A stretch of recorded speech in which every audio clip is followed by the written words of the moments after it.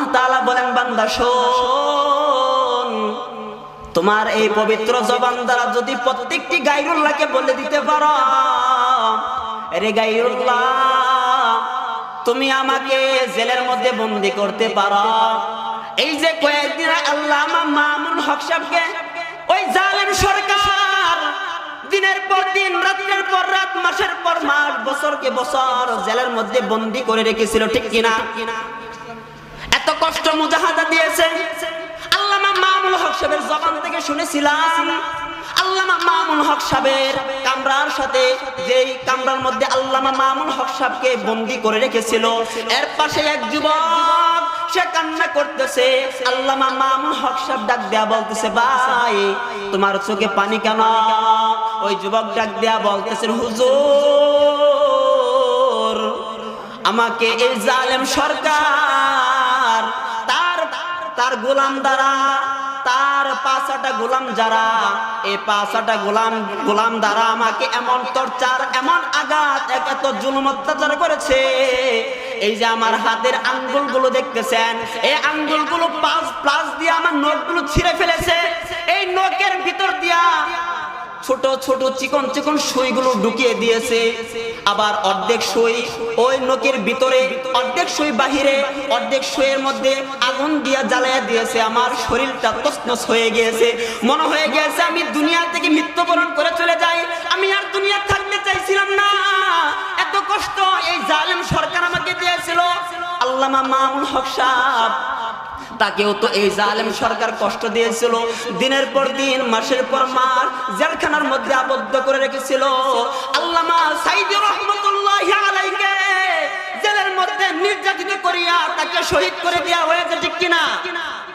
আল্লাহ তাআলা জানায় দেয়, বান্দা শুনো, তোমাকে যদি জেলের মধ্যে বন্দী করে, তোমার শরীরে যদি গুলি নিক্ষেপ করে, তোমাকে যদি ফাঁসির কাছে ঝুলায়, তোমার নখের ভিতরে যদি ওই কি বলে সুই ঢুকিয়ে দেয়, আগুন দিয়া তোমার শরীরটা জ্বালিয়ে দেয়, তাদেরকে বলে দিবা, এই শোন, আমার আল্লাহকে আল্লাহ হিসেবে মানি দেখে এই জন্য আমাকে তুমি এত কষ্ট মুজাহাদা দিচ্ছ। আমার আল্লাহর কোরআনের কথা মাঠে ময়দানে মানুষদেরকে বলি দেখে আজকে জেলের মধ্যে বন্দী করে আমাকে রেখেছ।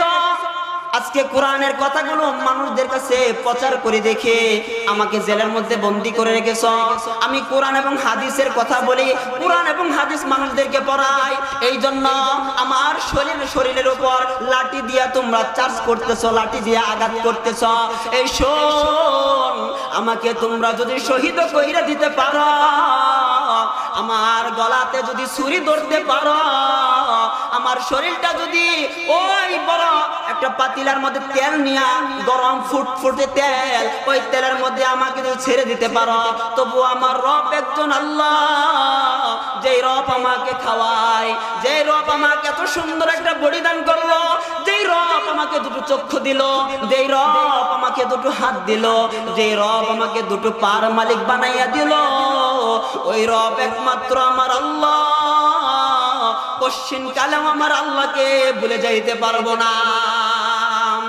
আল্লাহ তাআলা জানায় দেয়, বান্দা তোমার এই পবিত্র জবান দ্বারা যদি ওই নাস্তিক মুরতাদেরকে বলে দিতে পারো, কোশ্চিন কালেও আমার রবকে বলবো না।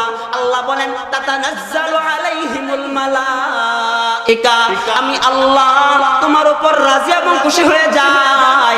রাজি এবং খুশি হইয়া আসমান থেকে একদল ফেরেশতা তোমার কাছে প্রেরণ করে দেয়। বলেন না সুবহানাল্লাহ। আসমান থেকে একদল ফেরেশতা আইসা ওই বান্দা এবং বান্দি যারা নাকি আল্লাহকে ইতাআত করত, গায়রুল্লাহকে ইতাআত করে নাই, আল্লাহ তাআলা বলেন যে ওই সময় ফেরেশতা তোমাদের কাছে পাঠায়, ফেরেশতারা আইসা তোমাদেরকে সুসংবাদ দেয়। বলে কিসের সুসংবাদ? ওই ফেরেশতারা ওই বান্দা বান্দির কাছে এসে বলে, আল্লাহ তাখাফু, আল্লাহ আমাদেরকে তোমার কাছে প্রেরণ করেছে। আল্লাহ বলেছে তোমার কোনো ভয় নাই, ওয়ালা তাহজানু, তোমাদের কোনো চিন্তা নাই। তোমাকে যদি জেলের মধ্যে বন্দী করে, তুমি বলেছো তোমার রব আল্লাহ, আল্লাহ বলেছে কষ্ট দুনিয়া দিতেছে, জান্নাতে তোমার জন্য বিশাল বড় বাড়ি। এই জন্য বাবা অনেকেই নামাজ পড়ে, আরো কিছু কিছু মানুষ টিকটারি করে, তার বাপের বিড়ি টানে, মদ খা, গাঁজা খা, আর তার ছেলে নামাজি হয়ে গেছে, ঠিক কিনা বলেন? যতই টিকটারি পারো, আমাকে যতই বকাগালি দেখ না কেন, আমার রব আল্লাহ, যে আল্লাহকে আল্লাহ হিসেবে মেনে নিয়েছি, যে